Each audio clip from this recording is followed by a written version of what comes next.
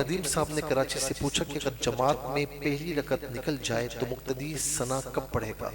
یہ غالباً یہ پوچھنا چاہ رہے ہیں کہ وہ جو ثنا والی رکعت ہے وہ کب پڑھی جائے گی۔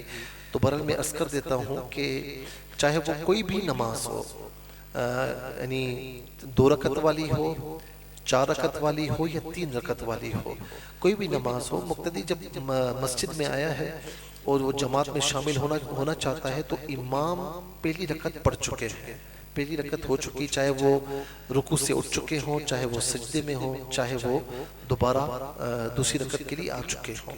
تو اب جب امام قاعدہ اخیرہ کرنے کے بعد سلام پھیرے گا نا، تو سلام پھیرنے کے بعد آپ نے وہ جو رکعت آپ کی نکل چکی ہے وہ مکمل کرنی ہے۔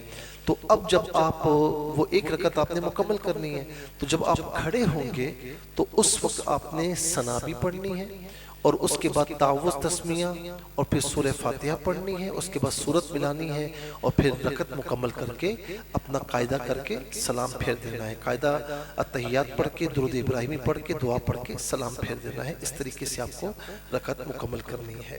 پھر اس کے بعد یہ سوال ہوا، ارشاد صاحب نے اسلام آباد سے سوال پوچھا کہ بندے کے انتقال سے پہلے جو اولاد فوت ہو جائے تو کیا اس کا وراثت میں حصہ ہوتا ہے یا نہیں؟ اس کا اصول یاد رکھیں کہ ولی اقرب کی موجودگی میں ولی ابعد محروم ہو جاتا ہے۔ ولی اقرب جو بالکل قریبی ہو، ولی ابعد جو کسی واسطے سے ہو۔ تو اب اس کی صورت کیا نکلتی ہے کہ اگر کسی شخص کے مثال کے طور پر انتقال کے بعد اگر حصہ ہوگا تو وراثت میں تمام بچوں کو جو شریعت نے مقرر کیا ہے وہ ملے گا۔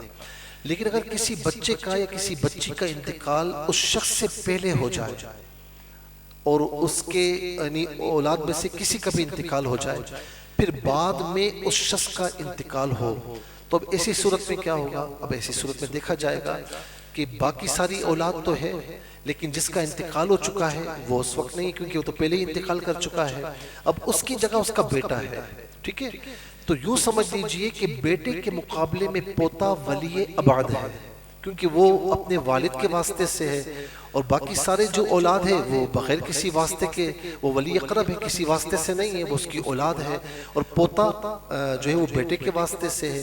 تو اسی لیے یہ قاعدہ ہے کہ اگر بچے کا انتقال، کسی بھی اولاد کا انتقال اگر والد یا والدہ سے پہلے ہو جائے اور اس کے بعد ان کا انتقال ہو، تو ان کی وراثت کے وقت جو پوتا یا پوتی ہوں گے تو ظاہر ہے کہ ان کا حصہ اس وقت نہیں بنے گا۔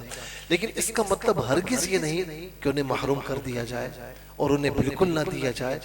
بہتر صورت تو یہی ہے کہ جو ان کے والد کا بنتا تھا سارے قربانی دیں اور ایک جو ہے وہ ایثار کریں اور انہیں دیا جائے۔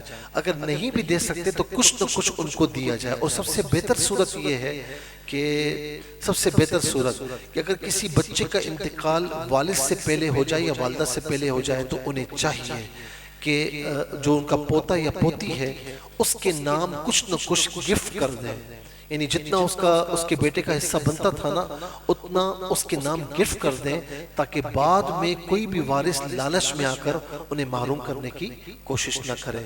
تو ایک حکم کا ہونا اور ہوتا ہے، لیکن عرف اور ہوتا ہے کہ اگرچہ بیٹوں کی موجودگی میں پوتے یا پوتی کا حصہ نہیں بنتا کیونکہ ان کے والد کا پہلے انتقال ہو چکا ہے، لیکن اس کا مطلب ہرگز نہیں کہ انہیں بالکل محروم رکھا جائے۔ میں نے صورت عرض کی کہ بہتر یہ ہے کہ وہ ظاہر ہے کہ مرنے والا آپ کا بھائی ہے نا، تو کچھ نہ کچھ یعنی بہتر یہ کہ جو اس کا حصہ بنتا تھا تو وہ سب کے سب مل کر وہ حصہ ادا کریں، یا پھر نہیں دے سکتے تو کچھ نہ کچھ اسے دیا جائے، محروم نہ کیا جائے۔ سب سے اولا صورت ہے وہ میں نے آپ کو عرض کی کہ یا والد یا والدہ دیکھ رہے ہیں کہ ہماری اولاد رخصت ہو چکی ہے تو اپنے پوتوں اور پوتیوں کے لیے کچھ نہ کچھ وہ گفٹ کر لیں، جتنا حصہ بنتا تھا وہ گفٹ کر کے چلے جائیں تاکہ ان کے پوتے اور پوتیاں محروم نہ رہیں۔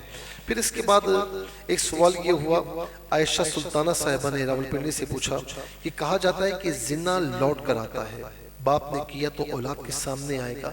بہرحال یہ کوئی اصول نہیں ہے، یہ کوئی اصول قاعدہ نہیں، نہ شریعت مطہرہ میں قرآن و سنت میں ایسی کوئی بات مجھے نظر آئی۔ ہاں اتنا ضرور ہے کہ جو بھی بندہ کرتا ہے نا تو بعض اوقات وہ اپنی زندگی میں کہیں نہ کہیں دیکھتا ہے۔ مثال کے طور پر اگر کوئی بندہ جھوٹ بولتا ہے یا خیانتیں کرتا ہے یا رشوتوں کا لین دین کرتا ہے یا سود کا لین دین کرتا ہے یا گناہوں سے نہیں بچتا، تو دیکھا جاتا ہے کہ وہ اپنی اولاد کی تربیت بھی نہیں کرتا، تو پھر اولاد بھی ان حرکتوں میں ملوث ہو جاتی ہے۔ یا اسی طریقے سے بعض اوقات وہ تربیت کرتا بھی ہے پھر بھی ہو جاتی ہے، لیکن اس صورت میں تو مواخذہ نہیں ہوگا، لیکن جب وہ تربیت نہیں کر رہا، خود بھی گناہوں میں ملوث ہے، تو پھر اس کی اولاد دیکھا گیا ہے کہ ان چیزوں میں ملوث نظر آتی ہے۔ تو جیسا کرو گے ویسا بھرو گے، یہ کہا جاتا ہے۔ لیکن یہ قرآن و سنت میں کوئی ایسا اصول نہیں کہ کسی شخص نے خدا نخواستہ زنا کیا تو اس کی اولاد بھی ضرور اس میں پڑے گی۔ بس اوقات پڑھ بھی جاتی ہے، بس اوقات نہیں بھی پڑھتی، تو یہ کوئی قاعدہ اور اصول نہیں ہے۔ اللہ تعالیٰ سب کو محفوظ و مامون فرمائے۔ ایک سوال یہ ہوا کہ رابعہ انم صاحبہ نے نیو یارک سے پوچھا، رابعہ انم صاحبہ نے نیو یارک سے پوچھا یو ایس اے سے، کہ کیا کوئی ملا گیا تحفہ کسی اور کو تحفہ دے سکتے ہیں؟